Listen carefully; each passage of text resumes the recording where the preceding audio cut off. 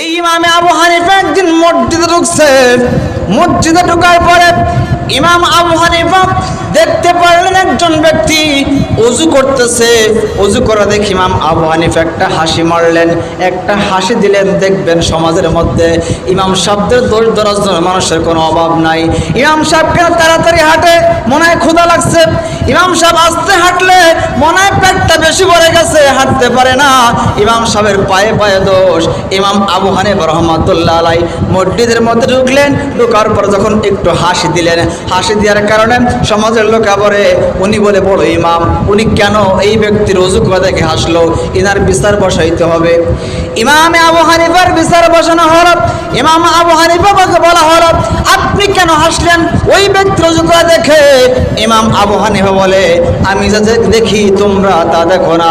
আমার চক্ষু দ্বারা আমি দেখতে পেয়েছি, তোমরা তা কখনো দেখো না।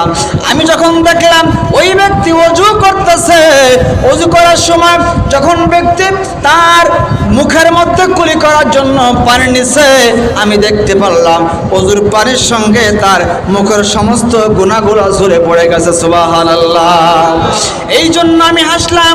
আবার দেখলাম যখন মুখমণ্ডল ধুইল, মুখ দ্বারা যত গুনাহ করেছে সমস্ত গুনাহগুলো ওযুর পানির সঙ্গে মাটির নিচে পড়ে গেছে। আবার হাত ধোয়ার সময় হাতের গুনাহগুলো ঝরে পড়ে গেছে, পা ধোয়ার সময় পার গুনাহগুলো ঝরে পড়ে গেছে। যার জন্য আমি আবু হানিফা আমি মুস্কি মুস্কি হেসেছি। সুবহানাল্লাহ। শরীয়তে দেখা গেছে একজন ব্যক্তি ওযু করে দেখে হাসতেছে, কতই পাপের কাজ করছে।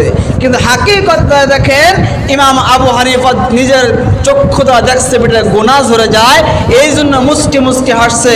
ইমাম আবু হানিফা আর সাধারণ মানুষ কি এক হবে? তাহলে নামাজ পড়লে গুনাহ মাফ হয় কি হয় না? জোরে বলেন, হয় কি হয় না? সেই নামাজ আমরা পড়তে চাই কি চাই না?